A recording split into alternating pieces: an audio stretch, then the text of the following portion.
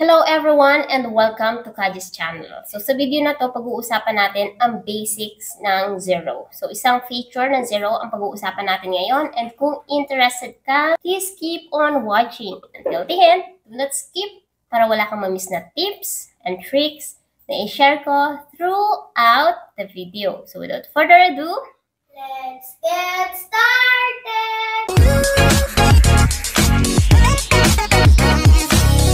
Kung bago ka lang sa channel na to, I'm Kaji, virtual assistant, executive assistant, bookkeeper, accountant. So kahit anong work, pinapasok ko, basta't online, kasi online work is amazing! Sa channel na to, dinidiscuss natin more on online work, tips and tricks, and mga success stories. So kung interested ka sa mga topics na yon, please consider subscribing and don't forget to hit the notification bell para wala kang ma-miss na video na ina-upload ni Kaji every single week. Okay, so ngayon, may mga client na ma-experience kayo or mamimit kayo in the future na merong multiple currency. So ngayon, kailangan natin i-set up yung kanilang zero account na mayroong multiple currency. For you to be able to do that, all you have to do is go to the settings, okay?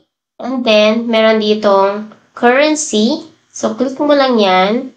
And then, you can now add yung currency. So, kung ano yung default currency nito, is makikita natin. So, ang default currency natin is USD. So, for example, we're going to add AUD. Click mo lang yung Australian dollar, add currency. Okay, so ngayon, meron na tayong dalawang currency. Isang USD at saka isang AUD. So, let's add more. Let's say CAD, add currency. And then one more, GBP, add currency.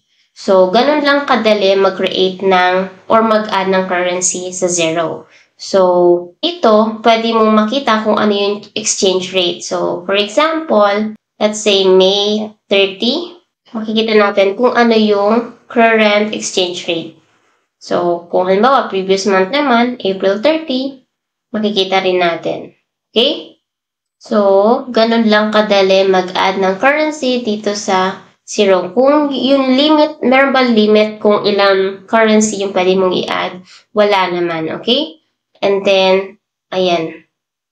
Kung gusto mong mag-add ng euro, ganun lang din. Add currency. If you want to add more, pwede naman. Ayan. Yen. Add currency. Ayan. So, lahat yan ay pwede mo. And, ang ginagawa ko kasi, ang ina-add ko lang dito na currency is yung currency na kailangan ko lang. Kaji, paano ko malalaman kung ano yung currency na kailangan ko lang? So, number one, makikita mo yan sa bank statement ng client mo. Pero kung wala ka pang information, pwede naman na later ka na mag-add ng ibang currency. Okay? Kasi anytime naman, pwede kang pumunta dito sa settings and add currency.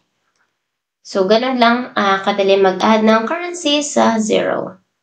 So, sana marami kayong natutunan sa video na to. And if you want more videos like this, just let me know sa comment section and Kaji will try to create more videos for you. I'll see you again sa next video ko. Bye!